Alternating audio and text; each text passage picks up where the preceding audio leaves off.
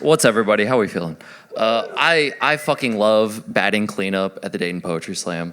First and foremost, happy Father's Day to my daddies, Link and Jonathan. I love you guys. You are my daddies.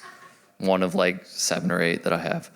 I have fucking hated everything that I've written lately, so this is something that someone else wrote because that feels appropriate. Someone else's, yeah, thank you.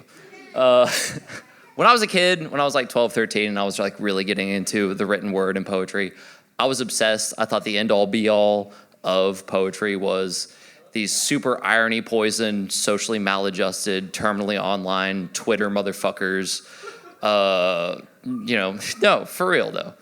Tao Lin, Johnny Sun, Darcy Wilder, Kimmy, Time Scanner. Chief among them was a guy named Heiko Julian. Today, I'm reading a Heiko Julian piece. I've cut out a lot of it because the whole piece is quite long, but I would encourage everyone here to go read not only this piece, but all of Heiko Julian's work. I think he is fucking brilliant in spite of being just some fucking guy, you know?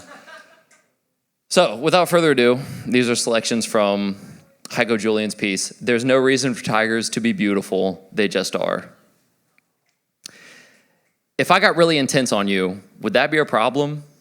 I want to put an idea in your head. Breathing isn't that easy. I'm the best looking person in this McDonald's, but the fries still cost the same. Reduce complex problems into false dichotomies to comfort yourself in the face of paralyzing ambiguity. Choose to focus on the negative side of your fraudulent binary, further reducing the scope of reality's consequences and increasing the depth of your superficial comfort. Congratulations, you've made yourself feel good by feeling bad. Likewise, you've made yourself feel bad by making yourself feel good. I ask myself, if neurosis is an attempt to avoid real pain, will accepting actual pain treat it?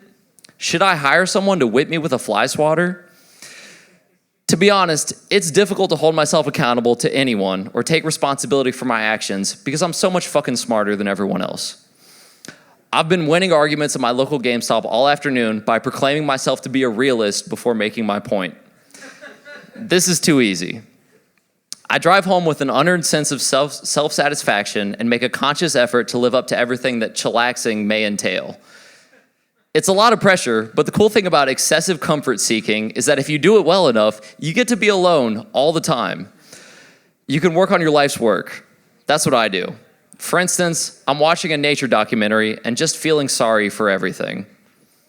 People accumulate damage, but growth is the only true love. In all honesty, at any given moment, I would rather be experiencing intense pleasure. This reminds me of musing I have yet to profit from. Kraft Macaroni and Cheese should change their slogan to quote-unquote, ladies love it. And they probably will after they read this. The coolest people are the ones who remind you that they live in the best city. They're cool because they've been to all the cities and they know. Sometimes the people you need aren't where you are. This is possibly unfortunate. Sometimes people are worth more together. This is probably tragic. Either way, our fates are more or less sealed, but there's an ample amount of wiggle room to make it worthwhile or cool or tolerable. I just want you to imagine Jerry Seinfeld researching for the movie B-Movie by watching B footage. Now imagine yourself doing what you really want to with your own life. I'm certainly cut from a rare cloth and my family tree is without rival. My grandfather was the first person to refer to a piece of fruit as being gay.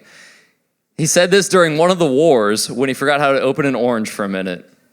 My grandmother was the first person to perform a downward-facing dog in a Walmart parking lot. I'm not sure why she did this. I lack the background knowledge to elaborate any further. I'm sorry. Haters are always fucking riding my jock, so if you want me to give you attitude, here it is. I got a big dick and I call my parents 3 times a week. I love my family, but I'm getting to the age where when I tell people that I love my family, they assume I mean my wife and children. I don't. I mean my mom and dad. And my siblings, I guess. We've been through a lot together. When my brother was an awkward teen, my dad told him to call me for dinner. He said, hey, dad wants you. Well, he doesn't want you. Then he walked away. I don't remember what happened next. My dad wears a hat all the time because he's bald and his head gets cold. This is the sort of integrity that my generation is sorely lacking. I always interpreted stay-at-home mom as a command. But that seemed all right to me. Us kids grew up under a bridge, so our mom was more of a stay under the bridge mom. It's truly the hardest job there is. It's the most rewarding as well. Bridges are really cool. Seeing searchlights as a kid, I thought something really great was happening in some magical place in the distance. It was probably so wonderful they were lighting up the sky to let kids like me know where the cool things were happening. Maybe it was a candy factory slumber party, or perhaps that was where they were filming Pokemon. Found out when I was older that the searchlights were actually just coming from car dealerships, which is actually even better. Now I know where to find new cars. Things get complicated for us post-kids, but the world has not passed us by. The solution is to be fashionable alone at night. No one else needs to see this. You can think your own private, beautiful thoughts and forget them and wake up and go to work. I want straight up bliss. I want you to pour warm water down the back of my shirt while I'm at work, and I'll pretend to get mad, and then we both go home. Push me off a cliff, and here's the twist. The inside of the canyon is full of the stuff dreams are made of. I'm talking every Nirvana CD down here. Human beings will be back in the forest sooner than we think, ripping bark off of trees and crushing skulls on rocks. It's a comforting thought. Stick with me, and I'll show you everything I know about how to make cool JPEGs on the computer, and also true love. I'll take care of you, even though I don't believe in that sort of thing. The Native Americans used to use every part of the buffalo, including the pink slime. Just wander out into a cornfield and eat some corn. This is America. This is God's country. My controversial lifestyle continues to cause controversy. Loose commitment to vegetarianism is angering literally everyone, but I'm just hungry. I want to be from a small tribe. I want to dance with my childhood friends around a fire. I want to grow my own food. I want to die defending my wife in a field against people who hate us.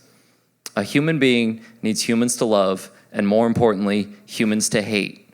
And I am a human being. Two people are having sex against the railing of the Grand Canyon. It gives way and they fall in, and they don't stop until they hit the bottom. This is the kind of life I want for us sometimes. Other times, I wish you wouldn't move past me so fast. It's early in the morning and we're underneath the covers, and underneath the covers is Antarctica, and we have to huddle together for warmth. I'm wondering if you're okay, even though there's no reason why you wouldn't be. I'm pressed against your warm body, and I feel concerned about our quality of death. I'm worried about how you feel during your last sentient moments because someone told me that your pineal gland releases a lot of DMT, and you see a lot of things and you feel a lot of things. What if you felt guilty about your life? What if you felt guilty about me? Someone once wrote to me that they were, quote unquote, eating a hot dog with the same despair as a pilot who had fallen out of love with the sky. And that's how badly I need you right now. Thank you.